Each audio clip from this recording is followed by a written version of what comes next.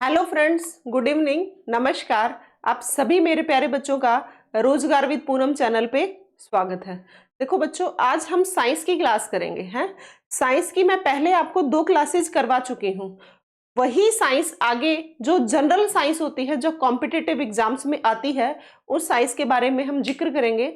ये मैं आज वो इंपॉर्टेंट क्वेश्चन लेके आई हूँ जो बार बार एग्जाम्स में पूछे जाते हैं। ठीक है, आज पीछे जो 2 क्लास ली हैं उन सभी बच्चे उन क्लासेस दोनों को देख लेना। आज ये नेक्स्ट क्लास है साइंस की अपनी। ठीक है, आज हम बात कर लेते हैं साइंस की। और हाँ, कल मैंने ना जो सीईटी वाले बच्चे हैं वो मेरे से बार बार पूछते रहते थे कि मैम सीईटी के का क्या सिलेबस रहेगा। वो मैंने आपको मोटा मोटा इन द सेंस कि ज्यादा स्कोरिंग, वो टॉपिक भी पढ़ के चले गए तो आप अच्छा खासा स्कोर कर सको, ऐसा कल मैंने आप लोगों को एक छोटी सी क्लास के माध्यम से 30-32 मिनट की सिर्फ इंफॉर्मेटिव क्लास थी। उसमें मैंने आप लोगों को बताया है कि आप ये टॉपिक्स पढ़ के चले गए तो भी आप लोग अच्छा स्कोर कर सकते हो। वो सभी के सभी देख लेना। हर एक वर्डिंग जिसमें उस क्लास में बोली गई है, कल मैंने ली थी शाम को, सिर्फ इंफॉर्मेटिव मैंने क्लास ली थी कल। उसमें मैंने हर एक शब्द जो बोला है ना, शब्द हैं वो टॉपिक हैं, वो सारे ध्यान से पढ़ लेना। क्योंकि बच्चों वो टॉपिक्स ऐसे हैं जो बार बार रिपीटेड है। ठीक है, वो आपको ध्यान से देख लेने हैं। चलो आओ, आज हम बात कर लेते हैं साइंस की हमारी तीसरी क्लास पे। ध्यान पूर्वक सारी बातें सुनते चलना, जितना एक्स्ट्रा बताऊं वो भी ध्यान से सुन लेना बच्चों। ठीक है, देखो एपीकल्चर का संबंध किससे है। एपी का मतलब संबंध होता है बच्चों मधुमक्खी पालन से। किससे होता है? मधुमक्खी पालन से। अब आपके पेपर में जब भी आ जाए एपीकल्चर का संबंध किससे है, आप याद रखोगे एपीकल्चर का संबंध है बच्चों मधुमक्खी पालन से। किससे है? मधुमक्खी पालन से। फिर पेपर में आता है सेरीकल्चर का संबंध किससे है। सेरीकल्चर मेरे प्यारे बच्चों रेशम उत्पादन से है। किससे है इसका संबंध? रेशम उत्पादन से। रेशम उत्पादन से है सेरीकल्चर का संबंध। आपको पता भी होगा रेशम की साड़ियां आती हैं, ये हमारे किधर की साइड होते हैं? ये हमारे केरला में भी होती है, तमिलनाडु साइड भी होती है और पश्चिमी बंगाल साइड भी होती है। तो ये आपको याद रखना, ये शहतूत की खेती से है सब संबंध। सेरीकल्चर का संबंध है बच्चों रेशम उत्पादन से। एपीकल्चर का संबंध है मधुमक्खी पालन से। एक आपके पेपर में आता है सुनहरी क्रांति। सुनहरी क्रांति, जितनी क्रांति इंपॉर्टेंट है ना मैंने वो सारी लिख दी है, सारी एक बार मेरे साथ ध्यान से देखना। ठीक है बच्चों, देखो सुनहरी क्रांति का संबंध किससे है? इसका है बच्चों फल उत्पादन से। सुनहरी क्रांति ऐसे ही आप याद रख लेना, हमें फल सुनहरा बना देते हैं, हम उनको खा लेते हैं तो हम खिलखिले दिखते हैं। ठीक है, ऐसे याद कर लेना। तो सुनहरी क्रांति का संबंध किससे है बच्चों? सुनहरी क्रांति का संबंध फल उत्पादन से। किससे है? फल उत्पादन से। फिर है पीली क्रांति। ऐसे आप याद रख सकते हो, जब हम फ्रूट्स खाते हैं तो हम खिले खिले से दिखते हैं, तो हमें सुनहरा सुनहरा दिखता है। सुनहरे का संबंध शायद गोल्डन से है, मैं जहां तक ठीक बता पा रही हूं। तो सुनहरी क्रांति का संबंध है फल उत्पादन से। पीली क्रांति, आपको पता है हमारी जितनी दालें होती हैं दलहन, वो सब पीली होती है ना, पीली दाल देखी होगी ना। तो पीली क्रांति का संबंध है बच्चों तिलहन से। आप ऐसे याद कर सकते हो, जो हम तिल खाते हैं वो पीले पीले ही होते हैं। तो पीली क्रांति का संबंध किससे है मेरे प्यारे बच्चों? तिलहन से है। कि हर एक बच्चे को याद रखनी है। ठीक है, मैंने ऑन किया था क्या? चलो, अमृत क्रांति, आपको पता है अमृत कहाँ मिलता है? नदियों में। तो नदी जोड़ो परियोजना किससे संबंधित है? अमृत क्रांति से। किससे है? नदी जोड़ो परियोजना का संबंध किससे है? अमृत क्रांति से। ये याद रखना है, क्योंकि अमृत का संबंध पानी से ही होता है, ये तो आपको याद हो ही जाएगा। नदी जोड़ो परियोजना। ठीक है, फिर आता है श्वेत क्रांति। देखो जितनी एक्स्ट्रा बातें बता रही हूं वो सारी आपको याद करनी है, सारी पेपर में पूछी जाती हैं। यहां से आपका एक पूरा टॉपिक, क्रांति का पूरा टॉपिक तैयार हो जाता है, हर एक बच्चे को याद करना है। श्वेत क्रांति, श्वेत हमारा दूध होता है, तो दुग्ध उत्पादन से, क्योंकि दूध हमारा क्या कैसा होता है? सफेद होता है। श्वेत मतलब भी सफेद ही होता है। दुग्ध उत्पादन से संबंधित किसका संबंध है? श्वेत क्रांति का, दुग्ध उत्पादन। ठीक है, फिर याद रखना है सिल्वर क्रांति। सिल्वर क्रांति का बच्चों संबंध है एग से। ये भी सफेद सफेद होते हैं, एग से, पोल्ट्री फार्म जो होते हैं उनसे। तो आप याद रखोगे सिल्वर क्रांति का संबंध किससे है? एग से और पोल्ट्री से, ठीक है। अब आता है नीली क्रांति। नीली क्रांति का संबंध मेरे प्यारे बच्चों मछली उत्पादन से है। किसे है? मछली उत्पादन से। तो नीली क्रांति का संबंध किससे है? नीली क्रांति का संबंध है बच्चों मछली उत्पादन से, ठीक है, मछली उत्पादन से। कर लोगे याद? चलो एक बार मैं फिर से सारे रिपीट कर लेती हूँ। हाँ, एक और भी याद कर सकते हो यहाँ पे, विटिकल्चर, अंगूर की खेती के लिए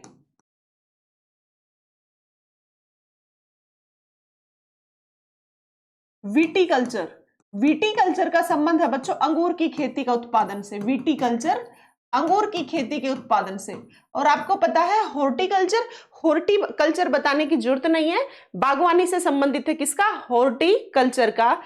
हॉर्टिकल्चर यूनिवर्सिटी हमारे हरियाणा की करनाल में है, जिसकी की स्थापना 2016 में हुई थी।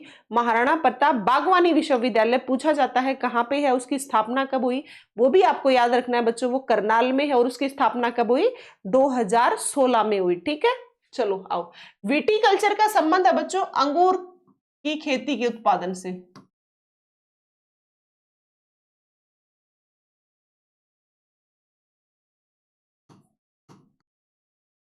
चलो कोई बात नहीं, थोड़ा सा गोचपोच सा तो हो गया, कोई बात नहीं, मैं याद कराऊंगी।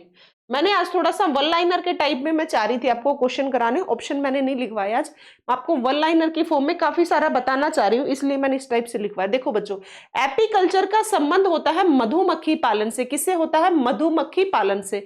फिर आता है सेरीकल्चर। सेरीकल्चर का मेरे प्यारे बच्चों संबंध होता है रेशम उत्पादन से। किससे होता है? रेशम उत्पादन से। फिर हमें याद रखना है सुनहरी क्रांति। सुनहरी क्रांति का संबंध है बच्चों फल उत्पादन से। किसे है? फल उत्पादन से। सुनहरी क्रांति का संबंध है फल उत्पादन से। फिर आपको याद रखना है पीली क्रांति। पीली क्रांति का संबंध है बच्चों तिलहन से। किसे है? तिलहन से। हमारी तिल वगैरह होते हैं ये पीले पीले ही होते हैं, हमारी दाल होती है वो भी तिल जैसी दिखती है, पीली होती है। वैसे तो दाल बहुत कलर की होती है, ग्रीन भी होती है, पर आपको याद करना है कुल मिला के बात ये। पीली क्रांति का संबंध है तिलहन से। अमृत क्रांति, अमृत हमें नदियों से ही मिलता है, तो नदी जोड़ो परियोजना का संबंध किससे है बच्चों? अमृत क्रांति से, याद रखना। फिर आपको याद रखना श्वेत क्रांति। श्वेत क्रांति जैसा कि सफेद, हमारा इससे संबंध हो गया दुग्ध उत्पादन से, तो श्वेत क्रांति का संबंध किससे है बच्चों? दुग्ध उत्पादन से। ये सभी बच्चों को याद रखना है, ठीक है। फिर आपको याद रखना है सिल्वर क्रांति। सिल्वर क्रांति का सिल्वर एग सफेद होते हैं, सिल्वर कलर भी लगभग लगभग सफेद सफेद सा ही होता है बच्चों। एग से संबंध है और पोल्ट्री से संबंध किसका है? सिल्वर क्रांति का। फिर आपको याद रखना है नीली क्रांति। नीली क्रांति का संबंध है बच्चों मछली उत्पादन से या झींगा उत्पादन से। किसे है? मछली उत्पादन से या झींगा उत्पादन से है नीली क्रांति का संबंध, ठीक है। एक आती है लाल क्रांति। लाल क्रांति का संबंध होता है टमाटर से, भी कई बार आता है पेपर में, और मांस से भी संबंधित है लाल क्रांति का संबंध। उम्मीद है ये सारे आपको याद होंगे। लाल क्रांति का संबंध टमाटर भी आ जाए तो आपको टमाटर टिक करना है, मांस से आ जाए तो मांस करना है। सिल्वर क्रांति का संबंध है एग से और पोल्ट्री से, ठीक है। फिर आपको याद रखना है नीली क्रांति। नीली क्रांति का संबंध बच्चों मछली उत्पादन से भी है और झींगा उत्पादन से भी है, ठीक है। चलो आगे देखो, अमृत क्रांति हो गया, श्वेत क्रांति हो गया, सिल्वर हो गया, पीली हो गया, सब हो गए होंगे याद। अच्छा, ऊपर मैंने लिखा है विटिकल्चर। विटिकल्चर का संबंध है बच्चों अंगूर की खेती से। किसे है? अंगूर की खेती से। उम्मीद करती हूँ सारे के सारे आपको संबंध आ गए होंगे समझ, ठीक है। जितनी है वो लिख लोगे, गोचपोच तो लग रहा है मुझे। चलो कोई बात नहीं, देख लेना बच्चों, ठीक है। ये आपको पीडीएफ, जो बच्चे नए जुड़ रहे हैं अपने चैनल पे, पहली बात तो अपने चैनल को सब्सक्राइब करोगे, नए बच्चे जितने भी हैं, ठीक है बच्चों। अपने चैनल को सब्सक्राइब कर लेना, बेल आइकन को प्रेस कर लेना, ताकि उससे आपको क्या होगा, नोटिफिकेशन आती रहेगी कि कौन सी क्लास किस टाइम आ रही है, ठीक है। और बच्चों ये जो मैं पढ़ा रही हूँ ये टेलीग्राम चैनल पे मिल जाएगा। अपना टेलीग्राम चैनल का नाम भी रोजगार विद पूनम ही है। जो नए बच्चे जुड़ रहे हैं अपने टेलीग्राम चैनल को जरूर ज्वाइन कर लेना। उससे सिर्फ ये फायदा आप लोगों के लिए, जितना मैं पढ़ाती हूँ वो सारी आपको पीडीएफ मिल जाती है। जितना आपने सारा पढ़ा वो सारा आप पीडीएफ के माध्यम से रिवाइज कर सकते हो, फायदा ये रहता है, ठीक है। चलो आओ बच्चों, अगला क्वेश्चन है हमारा, प्रोटीन का पाचन मानव शरीर के किस अंग में होता है? आपको याद रखना है बच्चों, हमारा जो हम जितना भी खाना खाते हैं, हमारा खाना हमारे माउथ से जाके, वैसे हम जो जितना भी स्टार्च लेते हैं वो चबाना हमारे मुंह से ही होके फिर हमारी आहार नाल से होते हुए अमाशय में रहता है 2 से 3 घंटे, जिसे हम स्टमक बोलते हैं। स्टमक में हमारा खाना 2-3 घंटे रहता है, लेकिन पचने का काम हमारे पेट में नहीं होता।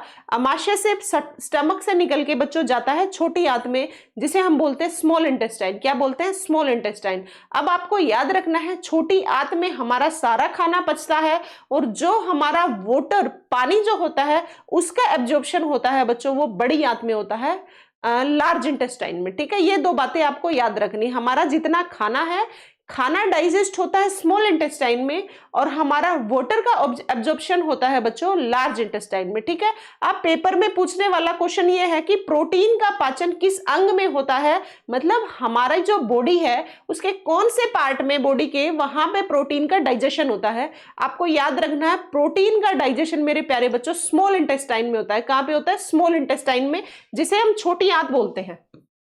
हमारा खाना भी वहीं जाके पचता है, और हमारा प्रोटीन भी जितना हम लेते हैं वहीं पे जाके डाइजेस्ट होता है, इंटेस्टाइन, जिसे हम बोलते हैं बच्चों छोटी आंत। क्या बोलते हैं? छोटी आंत। और एक और बात सुनो, छोटी आंत के पार्ट पूछे जाते हैं कई बार। छोटी आंत हमारी है स्मॉल इंटेस्टाइन, उसके 3 पार्ट्स होते हैं, ड्यूडेनम, जुजेनम, इलियम। क्या है? ड्यूडेनम, जुजेनम और इलियम, ये तीनों पार्ट बच्चों स्मॉल इंटेस्टाइन के हैं। सभी बच्चों को याद होना चाहिए। हम जितना प्रोटीन लेते हैं सारा डाइजेस्ट होता है स्मॉल इंटेस्टाइन में। हम जितना खाना खाते हैं वो 2-3 घंटे HCl जो जितना एसिडिक हो गया उसको साइड कर देगा, उसको बेसिक नेचर का बना के कहाँ पहुंचा देता है? स्मॉल इंटेस्टाइन में। और वहां पे ही बच्चों क्या होता है? डाइजेस्ट होने का काम होता है, वो चाहे हम ग्लूकोज स्टार्च ले रहे हो या फिर हम प्रोटीन ले रहे हो। ठीक है, स्टार्च नहीं, ग्लूकोज वगैरह। चलो, जो ग्लाइकोजन की फॉर्म में एक्स्ट्रा जाके हमारे लिवर में स्टोर हो जाता है। चलो आगे बढ़ते हैं बच्चों। हीमोफीलिया किस प्रकार का रोग है? देखो बच्चों, हीमोफीलिया हमारा आनुवंशिक रोग है। क्या है? आनुवंशिक रोग है, मतलब आप हेरिडिटी से संबंध है इसका। हीमोफीलिया, सबसे पहले हीमोफीलिया एक रानी विक्टोरिया के अंदर देखा गया था, आनुवंशिकता से संबंध है इसका। ठीक है, मतलब हेरिडिटी से है। हीमोफीलिया बीमारी एक ऐसी है जो आपको यहां, आप जब आप पैदा हो जाते हो उसके बाद आपकी बॉडी में ब्लड कम हो गया तो नहीं होता बच्चों, ये जन्मजात होता है। ये बात आपको याद रखनी है। ठीक है, आनुवंशिकता से है, इसका मतलब हीमोफीलिया बीमारी का कोई इलाज भी नहीं है। इसमें क्या होता है? ब्लड बिल्कुल कम रहता है। एक और बात याद रखनी है, हीमोफीलिया सबसे पहले रानी विक्टोरिया, इंग्लैंड की महारानी थी, शायद 17वीं नंबर की थी, उनके अंदर ये देखा गया था हीमोफीलिया। ठीक है, याद रखना है, ये पेपर में आता है हीमोफीलिया का संबंध। अब आप देखो अगला क्वेश्चन, दूध का फटना, दूध से दही बनना, ये किस प्रकार की क्रिया है? देखो बच्चों, दूध का फटना, दूध का दही बनना, आप जब जो केक खाते हो, केक जो खाते हो आप, उसके अंदर क्या होता है? आपने देखा होगा फर्मेंटेशन होता है। क्या होता है? फर्मेंटेशन। जो केक फूला फूला लगता है ना, ये सब के सब प्रोसेस मेरे प्यारे बच्चों फर्मेंटेशन की है, जिसे हम हिंदी में किण्वन बोलते हैं। इसमें है ना एक लैक्टोबैसिलस, वो होता है, कीटाणु होता है इसमें, लैक्टोबैसिलस। ठीक है, उस कीटाणु की वजह से ही दूध फटता है और दही में कन्वर्ट होता है। याद रखना है, दूध से जितनी चीजें, दूध का संबंध जब भी कहीं आ जाए ना, वहां पे लैक्टो वर्ड हमेशा याद रखना। लैक्टोबैसिलस हो गया, लैक्टोबैसिलस कीटाणु हो गया, लैक्टो मतलब लैक्ट से संबंध जहां भी है ना, वहां दूध का संबंध होगा। ये बात, ये वर्ड आपको पकड़ के रखना है। तो दूध का फटना ये एक अलग बात है। दूध का फटना, दूध से दही बनना, यह है किस प्रकार की क्रिया है बच्चों? यह फर्मेंटेशन की क्रिया है, जिसे हम बोलते हैं किण्वन। जैसे हम छोले भटूरे नहीं बनाते, फर्मेंटेशन, जिसे हम हिंदी में बोलते हैं बच्चों किण्वन। क्या बोलते हैं? किण्वन।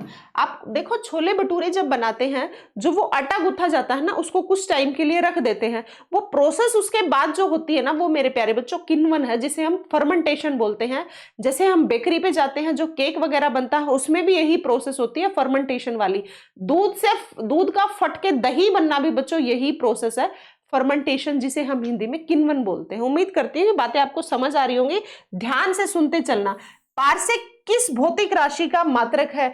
ये मेरे प्यारे बच्चों है आपका किस कहाँ का है, ये आपके फिजिक्स का क्वेश्चन है। और पार्सेक किस भौतिक राशि का मात्रक है, ये बताना है आपको, ठीक है।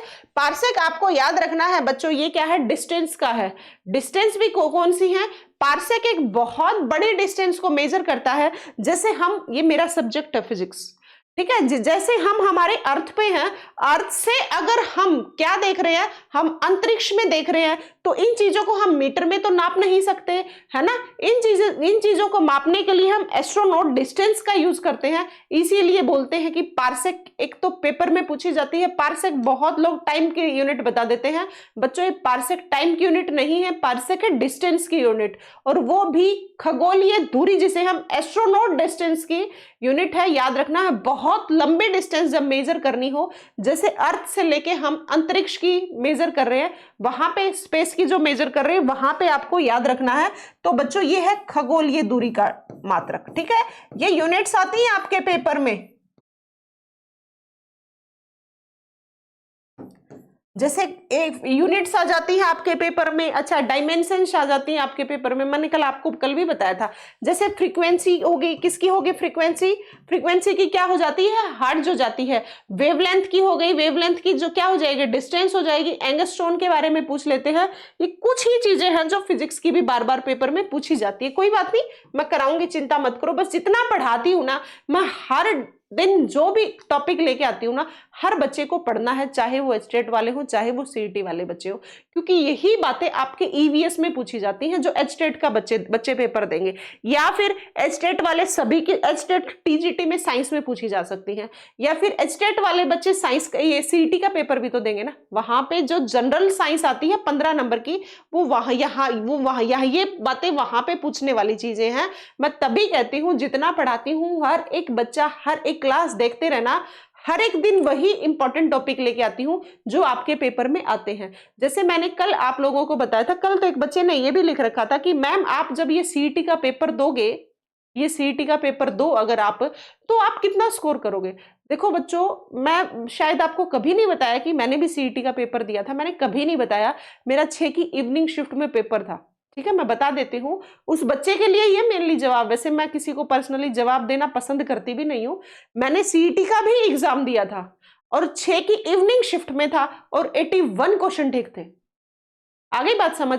और फिर भी अगर कोई प्रूफ चाहिए ना, अभी भी जो कार्ड आता है आपका, रजिस्ट्रेशन नंबर होता है, उसके बाद मैं आपको सारे का सारा दिखा सकती हूँ। बट मैं शो ऑफ, ये दिखाने में विश्वास नहीं करती, मैं सिर्फ अपनी मेहनत पे विश्वास करती हूँ। इसीलिए चुपचाप जो बच्चे पढ़ना चाहते हैं वो सिर्फ सिलेबस को देख के, जो मैंने बताया था ना, वो सारा कुछ पढ़ लेना मेरे प्यारे बच्चों। मतलब इतने गंदे गंदे बच्चे हैं, अगर आपको नहीं पढ़ना आप छोड़ो। मैंने किसी को भी नहीं कहा कि सिर्फ आप मेरे चैनल से ही जुड़ो, मेरे चैनल से। मैं तो बहुत लोगों को ये भी तो कहती हूँ ना, जैसे मैथ्स के लिए बच्चे पूछते हैं, मैं उनको यही कहती हूँ कि मैं नहीं पढ़ाऊंगी आप लोगों को। आपको मैथ्स करना है तो मैथ्स आप कोई यूट्यूब पे चैनल पे बताती रहती हूँ, जबकि मैं मैथ की टीचर ही नहीं हूँ। मैं मैथ्स की टीचर ना होने के बावजूद भी मैं आप लोगों को बताती रहती हूँ कि आप मैथ्स यहाँ से कर लो, इंग्लिश यहाँ से कर लो, कंप्यूटर यहाँ से कर लो। मैंने जो पढ़ा मैं वही तो बता रही हूँ आपको। और कुछ चुनिंदा टॉपिक, कल मैंने जो वीडियो बनाई थी ना, वो सीईटी वालों के लिए बेहद इंपॉर्टेंट टॉपिक है, क्योंकि 4-5 साल मैंने भी खपाए। और बाय द वे, मुझे सीईटी देने की जरूरत क्या है, मुझे सीईटी देने की जरूरत क्या, मैं तो अच्छा खासा अर्न कर रही हूं, मैं जॉब लगी हुई हूं, मुझे क्या जरूरत है बच्चों सीईटी देने की। सीईटी तो वो देंगे ना जिनको नौकरी लगना है, और मैं तो इनसे भी ज्यादा कमा रही हूं जो सीईटी वाले तुम लोग दोगे। तो बच्चों ऐसी बातें ना किया करो, मतलब बेहद गलत बात लगती है ये। चलो आगे आते हैं। देखो पार्सेक हो गया ना बच्चों याद, पार्सेक किस भौतिकी राशि का मात्रक है, ये है मेरे प्यारे बच्चों खगोलीय दूरी का। हर बच्चे को याद होना चाहिए, बेहद इंपॉर्टेंट क्लास है। ये सारी की सारी पीडीएफ आपको अपने टेलीग्राम चैनल पे मिल जाएगी। दूसरी बात, ध्यान से बस पढ़ते चलना, जहां कहीं दिक्कत आए आपको, कोई दिक्कत नहीं, आप कमेंट सेक्शन में डाल देना। कमेंट सेक्शन में बाद में जरूर देखती हूँ, और मैं कोशिश भी करती हूँ कि मैं आप लोगों को रिप्लाई दे सकूं, ठीक है। चलो अगला देखते हैं क्वेश्चन। विकास के उत्प्रेवर्तन के सिद्धांत को किसने प्रतिपादित किया था। विकास के उत्पादित, ये थे बच्चों हार्गो डिब्रेस, नाम है इनका, ये आपको याद करना पड़ेगा, ये 2-3 बार आ गया इसलिए मैंने लिखवा दिया। हार्गो डेब्रिज। विकास के उत्परिवर्तन के सिद्धांत को किसने प्रतिपादित किया था? जैसे जो विकास होता है, आपको पता है हमारा विकास जीवन में जन्म से लेकर मृत्यु तक होता रहता है। कभी आपकी हाइट पे विकास होता है, कभी आपके दिमाग पे होता है, कभी आपका सामाजिक विकास होता है, कभी आपका सांवेगिक विकास होता है। कुल मिला के आपका विकास होता रहता है और विकास की जो ये अवस्थाएं हैं ये परिवर्तित होती रहती हैं। तो यही पूछा गया, ये किसने दिया था? ये बच्चों हार्गो डी ब्रिज ने दिया था। ठीक है, अगला क्वेश्चन है, धातुओं के वेल्डिंग के लिए किसका उपयोग किया जाता है?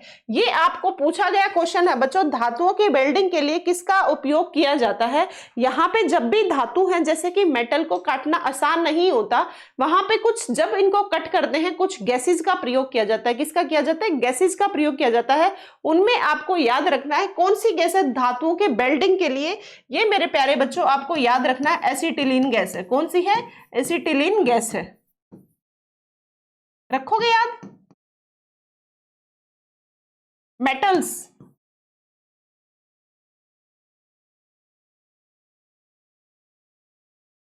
चलो आओ, पॉलीथीन किसका बहुलक है? देखो बच्चों इसको तरीका ये है, अगर एथिलीन लिख रखा है, थीन लिख रखा है, वो उसी का बहुलक होगा।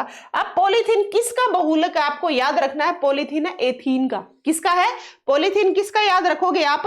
ये याद रखोगे एथिलीन का। ठीक है, पॉलीथीन, पॉलीथीन किसका बहुलक है याद रखना है मेरे प्यारे बच्चों, ये है एथिलीन का बहुलक। किसका है? एथिलीन का। बच्चे कहते हैं मैम आप साइड में हो जाया करो, बस अब मैं अभी साइड में हो रही हूँ बच्चों, लिख लो एथिलीन बहुलक का, देख लो। मुझे बोलते हैं बहुत बच्चे, बात तो उनकी भी सही है कि मैम थोड़े से साइड हो जाया करो। चलो बच्चों होगी।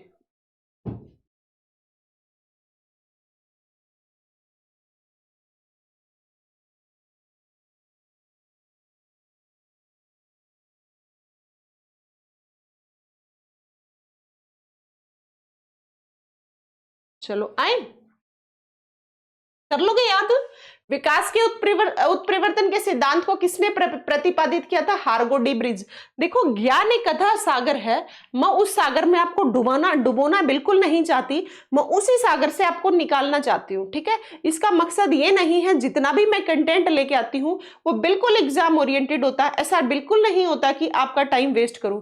देखो बच्चों ना तो मेरे पास टाइम है, क्योंकि आपको पता है पूरे दिन जॉब करके और हर लेडी को घर के भी काम करने पड़ते हैं। ठीक है, उसके बावजूद भी मैं आपको क्लास ले रही हूँ, इसका मतलब आप ये तो मान के चलना कि हर एक क्लास इंपॉर्टेंट क्लास लूंगी, ऐसे कोई बेवजह टाइम वेस्ट करने वाली मैं कोई क्लास नहीं लूंगी। ठीक है, चलो देखो बच्चों, मैंने बताया आपको विकास के उत्परिवर्तन के सिद्धांत को किसने प्रतिपादित किया? ये किया मेरे प्यारे बच्चों हार्गो डी ब्रिज ने। किसने किया? हार्गो डी ब्रिज ने।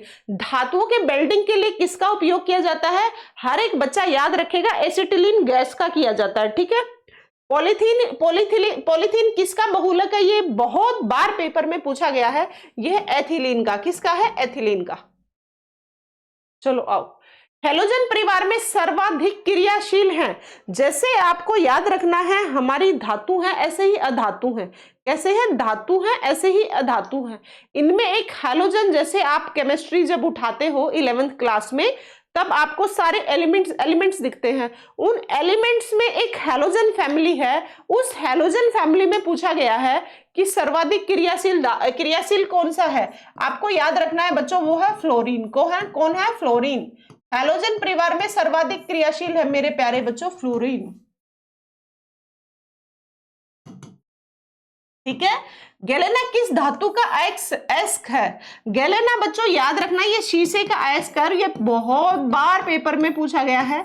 गैलेना, जिसको साइंस नहीं आती ना, ये कुछ टॉपिक इंपॉर्टेंट जब मैं साइंस की क्लास लूँ ना, उनको रट लोगे तो भी आपकी बात बन जाएगी। कभी कभी साइंस की क्लास बीच में कर रही हूं मैं, कारण है कि आप लोगों को एचटेट का पेपर पास में है, सीईटी का पेपर बाद में होगा, तो एचटेट वाले बच्चों को मद्देनजर रख के ही पढ़ा रही हूँ। ठीक है, लेकिन कभी कभी बीच में साइंस की क्लास जानबूझ के लेके आ रही हूँ कि आप साइंस से बोर नहीं होगे, और इंपॉर्टेंट क्लासेस लाके कब टॉपिक साइंस के इंपॉर्टेंट टॉपिक पूरे हो जाएंगे आपको पता ही नहीं चलेगा। ठीक है, गैलेना किस धातु का है? इसके बच्चों याद रखना है शीशे का है। किसका है? शीशे का। आंसू में कौन सा एंजाइम पाया जाता है? जैसे हमारी लार में टाइलिन एंजाइम पाया जाता है। कौन सा पाया जाता है? लार में टाइलिन एंजाइम। ऐसे ही हमारे आंसुओं में लाइसोजाइम एंजाइम मिलता है। कौन सा बच्चों? लाइसोजाइम।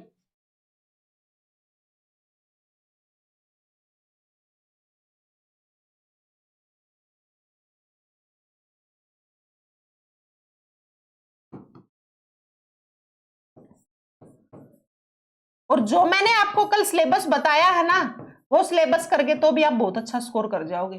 कुल मिला के बात ये है, मेंस में पेपर देने लायक हो जाओगे। अब मैं ये तो कह नहीं सकती कि वो सिलेबस पकड़ के आपकी नौकरी लग जाएगी, क्योंकि वो आपकी नौकरी का पेपर नहीं है, वो सीईटी प्री का पेपर है। उसमें अच्छा स्कोर करने के बाद आप मेंस पेपर दोगे, तब जाके नौकरी लगेगी। लेकिन उसमें अच्छा स्कोर कर लोगे, खाली वो टॉपिक भी आपको पढ़ के चले गए तो भी ठीक है। बाकी बहुत बच्चे बदतमीज होते हैं, सही बात है। यूट्यूब एक खुला मंच है, जिसका जो दिल करता है वो बच्चा वही बोल देता है। चलो कोई बात नहीं। आंसू में कौन सा एंजाइम होता है बच्चों, याद रखोगे। आपकी लार में आपको याद रखना है टाइलिन एंजाइम होता है, और आंसुओं में लाइसोजाइम एंजाइम होता है। ये हर एक बच्चे को याद रखना है। फिर आपको याद रखना है गैलेना किसका एक्स है, आपको याद रखना है बच्चों ये सीसे का है। किसका है, सीसे का। हेलोजन परिवार में सर्वाधिक क्रियाशील है। अभी मैंने हेलोजन फैमिली के बारे में आपको बता दिया है। फ्लोरीन एक क्रियाशील है, ठीक है। चलो आओ, आयोडीन की कमी से होने वाले गेंगा रोग किस ग्रंथि की वृद्धि से होता है। देखो बच्चों, आपकी ये थायराइड ग्लैंड होती है। कौन सी होती है, थायराइड ग्लैंड होती है। और इसकी कई बार शेप पूछी जाती है, कई बार लिखते हैं एच शेप की। क्या लिखते हैं, एच शेप की, ये वाला। और कई बार बोल देते हैं तितली शेप की, ठीक है। आपको कुल मिला के बात याद रखनी है। कहते नहीं है नमक बहुत ज्यादा नहीं खाना चाहिए, लेकिन नमक नहीं भी खाओगे तो भी आपको समस्याएं हैं। इसका मतलब हर एक चीज हमारे लिए जरूरी है, ज्यादा भी नहीं खानी होती, कम भी नहीं खानी होती, जैसे कि नमक, ठीक है। वैसे व्हाइट नमक किसी को कहते हैं ना, 3 सफेद चीजें इग्नोर करनी चाहिए, जैसे कि चीनी की जगह पे खांड यूज करनी चाहिए। जैसे कि मैदा बिल्कुल यूज नहीं करना चाहिए, उसी की जगह पे सिर्फ आटा यूज करना चाहिए। तीसरा है नमक। नमक जो हम खाते हैं वो ना खा के या तो सेंधा नमक खाओ या फिर काला नमक खाओ, नहीं खाना चाहिए बच्चों। लेकिन बिल्कुल ही आप छोड़ दोगे कि फिर आप कभी नहीं खाओगे, तो फिर गोइटर के शिकार हो सकते हो। इसका मतलब कभी कभी ये वाला नमक खाना चाहिए, ज्यादातर सेंधा नमक खाना चाहिए, नहीं तो ये गेंगा रोग आयोडीन की कमी से ही है, ठीक है। आयोडीन की कमी से होने वाला रोग किस ग्रंथि की वृद्धि से होता है बच्चों, ये थायराइड ग्रंथि की वजह से होता है। और ये थायराइड हमारी गले में भी होता है, थायराइड ग्लैंड।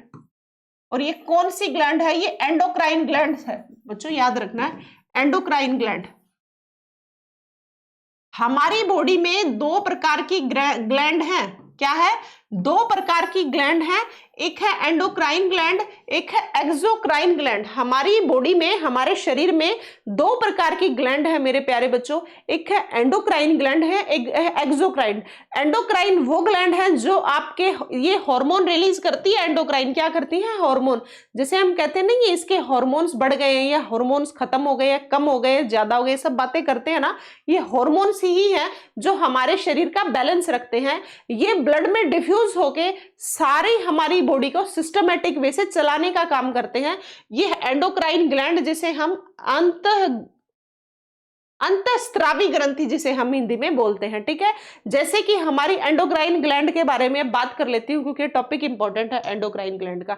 हम सिर से शुरू कर देते हैं। यहाँ पे है बच्चों हमारी कौन सी, हाइपोथैलेमस। कौन सी ग्लैंड है, हाइपोथैलेमस, हमारे सिर में होती है, ठीक है, मतलब हमारे ब्रेन में होती है। फिर आपको याद रखनी है पिट्यूटरी ग्लैंड। पिट्यूटरी भी हमारे इसमें होती है, सिर में। फिर आपको याद रखना है पीनियल ग्लैंड। पीनियल ग्लैंड सबसे छोटी ग्लैंड होती है, मटर के दाने जितनी होती है। जैसे हम सुबह 6 बजे या 5 बजे जिसका उठने का सिस्टम है, आपने देखा नहीं, अगले दिन भी 5 बजे भाग के उठ जाते हो, तीसरे दिन भी, चौथे दिन भी। जैसे आप खाना खाते हो रात को 8 बजे, तो आपको रात को 8 बजे ही वही भूख डेली महसूस होती है। वो कौन सी ग्लैंड काम कर रही होती है, वो बच्चों हमारी पीनियल ग्लैंड काम कर रही होती है। कौन सी काम कर रही होती है, पीनियल ग्लैंड काम कर रही होती है।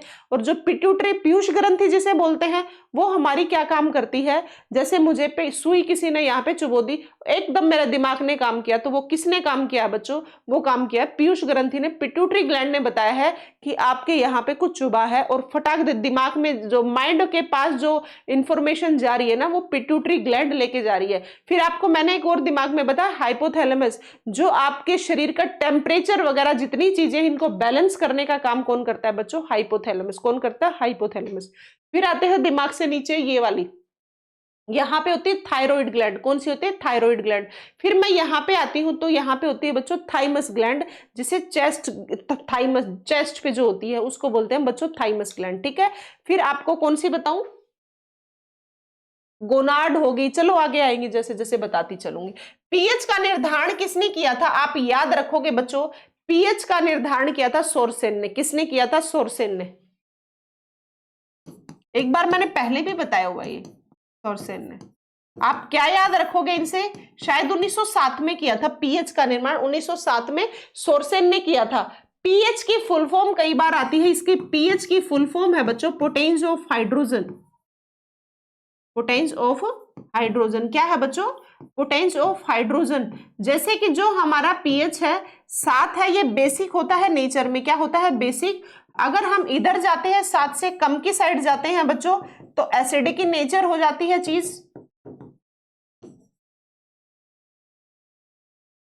और हम 7 से आगे की साइड बढ़ते हैं बच्चों तो वो चीज हो जाती है बेसिक इन नेचर। क्या हो जाती है? Basic in nature.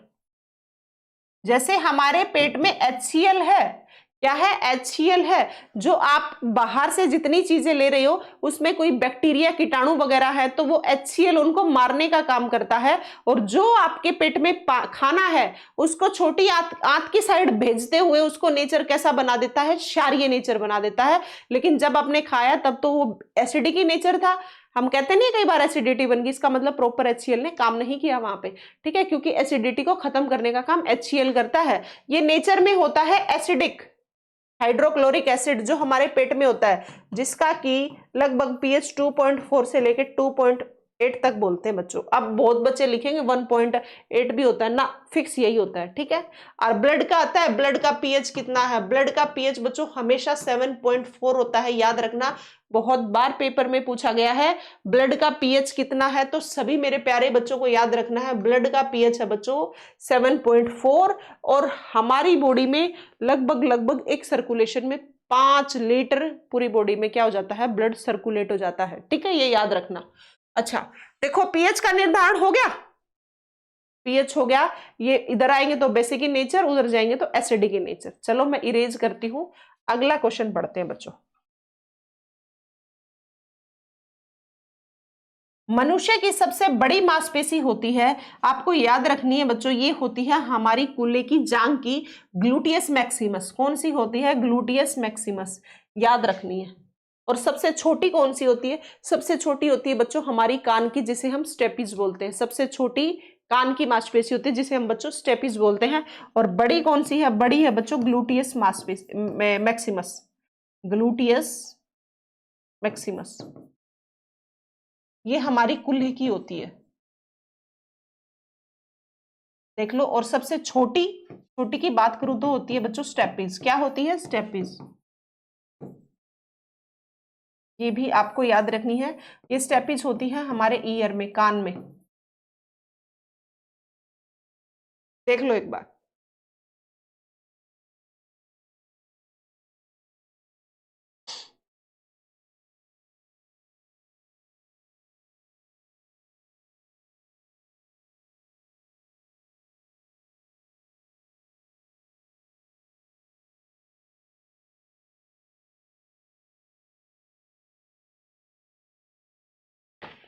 करें आगे?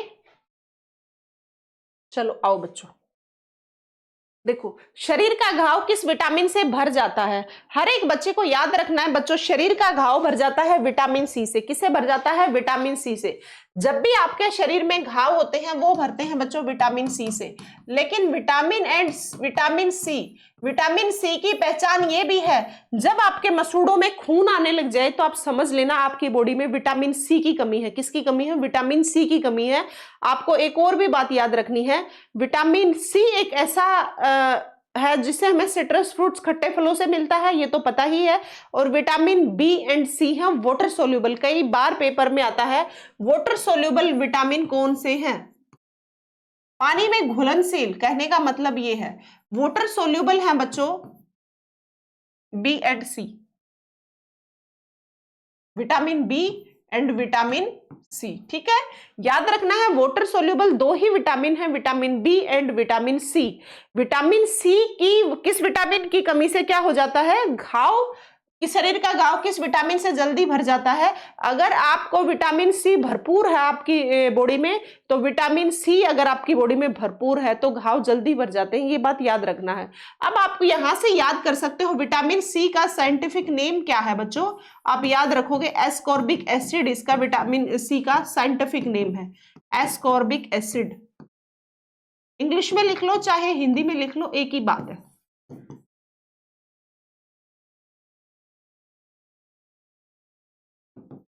साइंटिफिक नेम है बच्चों ये।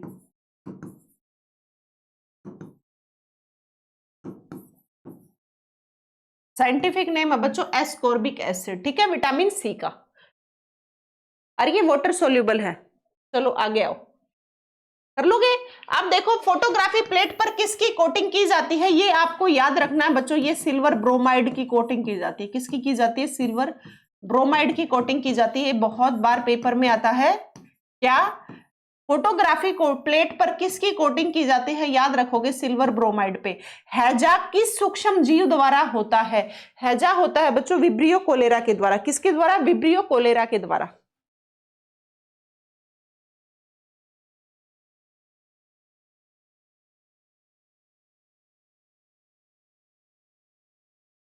कर दूं? हैजा किस सूक्ष्म के जीव के द्वारा बच्चों?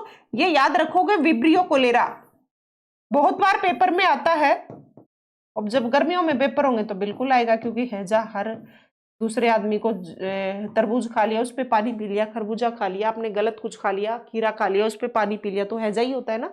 तो हैजा किस सूक्ष्म जीव के द्वारा होता है? याद रखोगे विब्रियो कोलेरा। फोटोग्राफी प्लेट पर किसकी कोटिंग की जाती है मेरे प्यारे बच्चों? याद रखोगे सिल्वर ब्रोमाइड की। किसकी की जाती है? सिल्वर ब्रोमाइड की। हमने फिर बात की है उससे पहले शरीर का घाव किस विटामिन से भर जाता है? आप याद रखोगे विटामिन सी से। आपने देखा होगा बहुत लोग ड्रिंक करते हैं, उनके लगभग मसूड़े खराब हो जाते हैं, वो यही कारण होता है क्योंकि वो विटामिन सी, उनके अंदर विटामिन सी की कमी हो जाती है, ठीक है। और जो ड्रिंक करते हैं उनमें डिहाइड्रेशन भी बहुत ज्यादा होता है, ये भी याद रखना। आगे चले। देखो बच्चों मनुष्य के शरीर में सबसे बड़ी धमनी कौन सी है? आप याद रखोगे सबसे बड़ी धमनी है मेरे प्यारे बच्चों अरोटा, जिसे हम महाधमनी बोलते हैं। क्या बोलते हैं? महाधमनी है अरोटा। शरीर की सबसे बड़ी धमनी है। हमारी धमनियों में ही प्योर ब्लड है।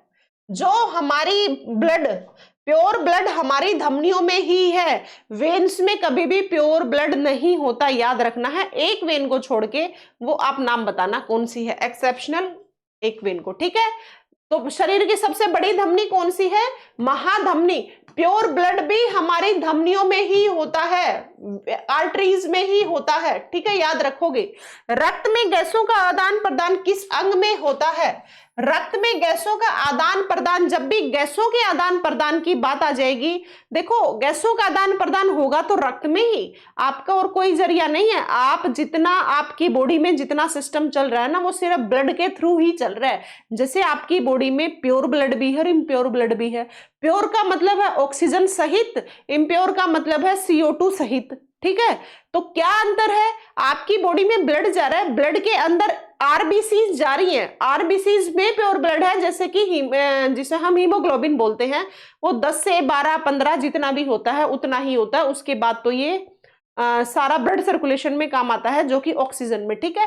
तो वही बच्चों जो ब्लड में हीमोग्लोबिन है ना, उसी आरबीसीज के जरिए ही हमारी बॉडी में ऑक्सीजन जारी होती है, और वही हम जितना खाना खाते हैं, जितना हमें चाहिए होता है, वो उसी के माध्यम से पूरी बॉडी में, कुल मिला के सारा सांसों का लेना देना है, और कुछ भी नहीं है इससे ज्यादा। ये सच्चाई है, क्योंकि हमारे शरीर में जितना ब्लड है ना, वो सारा मामला ऑक्सीजन के लिए ही चल रहा है। और जहां कहीं आर्टरी में थोड़ा सा भी ब्लॉकेज आई, काम तमाम। तो गैसों का आदान प्रदान सबसे ज्यादा कहाँ होता है? गैसों का भी जब भी संबंध आ जाए ना बच्चों, गैसों का संबंध होता है फेफड़ों में। किसमें होता है? फेफड़ों में। याद रखना। पृथ्वी की आयु का परिकलन किस विधि द्वारा किया जाता है? कि पृथ्वी कितने साल तक ऐसे ही रहेगी, ये सब किससे किया गया है? ये आप याद रखोगे बच्चों, ये किया गया यूरेनियम डेटिंग से। किससे किया गया? यूरेनियम डेटिंग से। अब मैं उधर की साइड नहीं जा रही, अब आप पूरा देख पा रहे होगे। यूरेनियम डेटिंग विधि एक ऐसी है जिससे मेरे प्यारे बच्चों हम क्या कर पा रहे हैं, पृथ्वी की आयु का परिकलन कर पा रहे हैं यूरेनियम डेटिंग विधि से। ठीक है, पृथ्वी की आयु का परिकलन किस विधि द्वारा किया जाता है बच्चों, याद रखोगे यूरेनियम डेटिंग विधि से। चलो आगे आओ। गैल्वीकरण के दौरान लोहा प्लेट पर किसकी परत चढ़ाई जाती है, ये बहुत बार आता है, जिसे हम गैल्वेनाइजेशन बोलते हैं इंग्लिश में।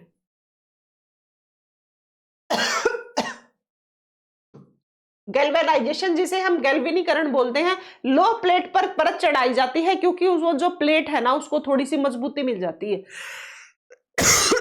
आप कोई भी चीज है उसके ऊपर एक और कोट कर दो तो आपको सबको पता है वहां पे कोटिंग हो जाती है।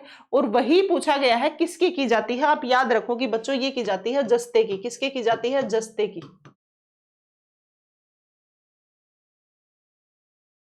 ठीक है, अगला क्वेश्चन है पेनिसिलिन की खोज किसने की। पेनिसिलिन की खोज किसने की, ये बच्चों आपको पेपर में बहुत बार आता है और बहुत आसान सा क्वेश्चन आता है, हर बच्चे को याद रखना है। ये की थी बच्चों अलेक्जेंडर फ्लेमिंग ने। किसने की थी, अलेक्जेंडर फ्लेमिंग ने। फ्लेमिंग याद रख लोगे तो भी आप याद रखना पेनिसिलिन और पीएफ। पेनिसिलिन की खोज किसने की, फ्लेमिंग ने की, ये याद रखना। ठीक है, पेनिसिलिन की खोज किसने की बच्चों, फ्लेमिंग ने की। पेनिसिलिन की खोज की बच्चों अलेक्जेंडर फ्लेमिंग ने। गैल्वेनीकरण के दौरान लो प्लेट पर किसकी परत चढ़ाई जाती है, ये याद रखना है मेरे प्यारे बच्चों। ये किसकी चढ़ाई जाती है, चढ़ाई जाती है जस्ते की। किसकी चढ़ाई जाती है, जस्ते की। एक पत्थर या धातु का पिंड सूर्य के चारों ओर जब चक्कर लगाता है तरफ कक्षा में घूमे तो उसे क्या कहते हो, ये बहुत इंपॉर्टेंट है। धातु का पिंड है, सूर्य के चारों तरफ घूमते हैं, उसे बोलते हैं बच्चों एस्टेरॉइड्स। क्या बोलते हैं, एस्टेरॉइड्स।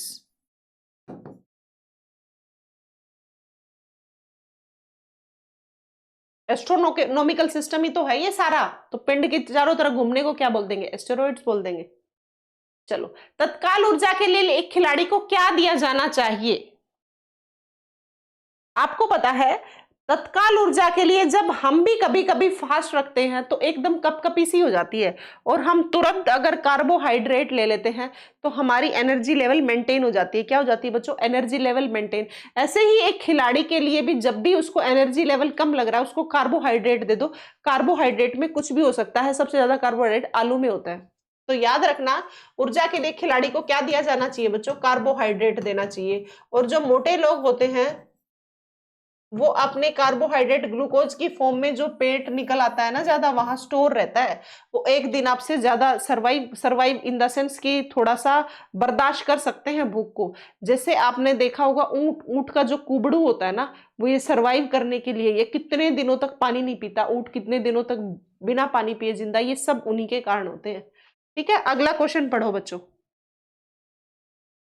जब एक पारा एक बर्तन में जमा रखा जाता है उसके पास नवचंद्रक होगा, क्या होगा, ये तो मैं आपको उत्तल अवतल ये सब बताऊंगी, उत्तल होगा बच्चों। ठीक है, चेन्नई में पानी 100 डिग्री सेल्सियस पर उबलता है और नैनीताल में वह उबलेगा, ये बेहद इंपॉर्टेंट है।